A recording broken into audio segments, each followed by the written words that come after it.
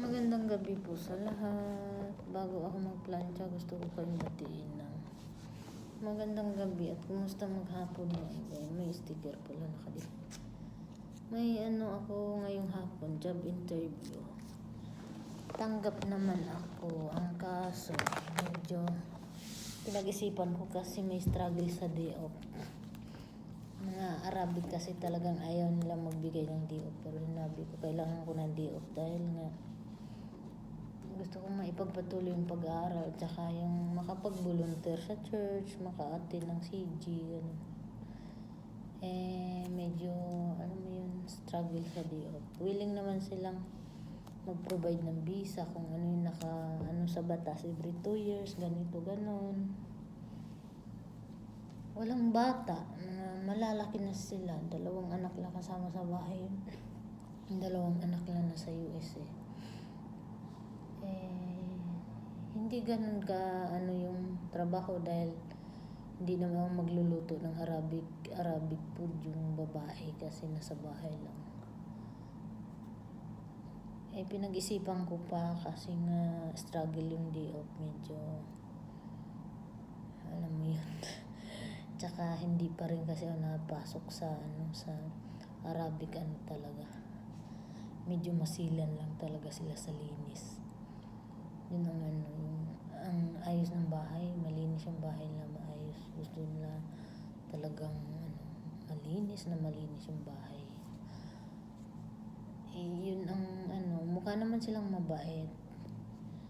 Ang problema lang yung day off. At saka yung babae hindi marunong mag-English. Ako naman hindi rin ako marunong mag-Arabic. Medyo magka-struggle din ako doon. Hindi kami magkaintindihan Kaming dalawa lagi magkasama sa bahay. Naghahanap pa rin ako. Ang target ko kasi puti talaga. Pinagpipray ko sana sa puti ako mapasok kasi madalas ang puti maluwang sa day off. Usually nga Sabado at Linggo ang day off nila Tapos din sila sa sahod. Mataas ang offer na sahod.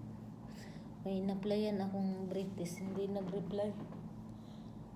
Mga anak ngayong October, ewan ko baka nakakuha na kasi hindi nag-reply. Kaninang umaga may nag-message sa akin, yun nga, na-scam ako, hindi sumipot. Tapos yung bahay na binigay na sabi nung lalaking nakausap ko na galing sa labas na pumasok sa bahay na yun, tinanong ko kung may kilala silang ganung pangalan nakatira sa loob. Hindi daw. Wala silang kilalang ganung name. Kaya sabi ko na-scam. Na-scam ako. Nasayang lang yung pagod pamasahe at yung effort ko pagpunta dun. Ang layo pa naman sa highway, tapos ang tindi ng init kasi tanghaling tapat. Summer, sobrang init. Yun, kaya pinagpipray ko na sana makaano ako ng mapasukan trabaho na willing mag-provide ng visa, tapos may day off kasi nga nag-aaral ako. Gusto ko kasi makuha yung certificate at gusto ko ituloy mag-aral uli ng caregiving pag natapos ko yung pinag-aralan ko ngayon. Tsaka after kasi niyan may on the job training ako. Yun ang problema pag walang day off. Paano ko magagawa yun? Yung on the job training na yun. Kaya sana nga bago mag-July 15 ay makahanap ako ng mga pasukan na may off, tapos nagpo-provide ng visa na medyo maganda naman yung offer na sahod. Kasi 16 years, mag 17 years na ako dito sa September 9 Baga, yung 2 dekada na ako dito.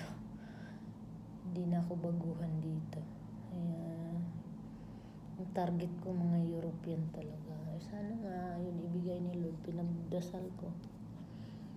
Kasi, tsaka, ang gusto ko kasi sa mga European, maluwang sila sa off. Talagang nagbibigay sila ng off, tapos talagang sinusunod nila yung kung ano nakasaad sa batas. Kung may mga gratuity, may mga vacation leave, may ticket, ganun. Sinusunod nila yun. Tsaka Sana nga, ipagdasal nyo rin ako na makapasok ako sa ganun na hindi ako magka-struggle sa OP. Kasi medyo, pag Arabic kasi talagang, nung 5 days ago din may tumawag sa akin Arabic. Nung tinanong ko kung may OP, sabi talaga, wala, ayaw nilang magbigay ng OP. Talagang inaano na. Tapos, mababa lang din yung offer. Sabi ko, walang OP. Parang ang ano naman yun, nakakulong ka ng ilang taon sa bahay nila. Di ka man lang makalabas. Isa tagal ko na dito, never ko na naranasan na magtrabahong walang day off. Talagang mayroong day off kasi yun yung ano na hindi ka made-depress, hindi ka yung makasali ka sa mga Christian community, sa church community, ganun. Yun kasi yung parang nagpapalakas sa'yo na hindi yung nakakulong ka lang sa bahay. Usually, pag nakakulong sa bahay, nade-depress ka na kung ano-ano yung pumapasok sa utak mo. Kaya, ipag-pray nyo rin ako na sana maganda yung mapasukan ko, hindi ako magka-struggle sa yung willing mag-provide ng visa. Parang will na rin ni Lord na makaalis ako dito Kasi talagang kay Lord ako dumadaing. Sana nga, bibigyan ako ni Lord ng maganda. Pinagpipray ko yun.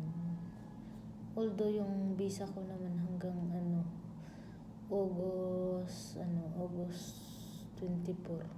Kaso lang ang aking insurance hanggang sa 18 ng July na lang. Mas una na nang ma-expire yung insurance ko. Yun lang guys. Good night and sweet dreams sa lahat. Bye muna. At mamamlansya ako. Mag-toothbrush lang ako tapos mamlansya uli. Kasi itong plantsahin ko hindi ko talaga maubos-ubos. Bye.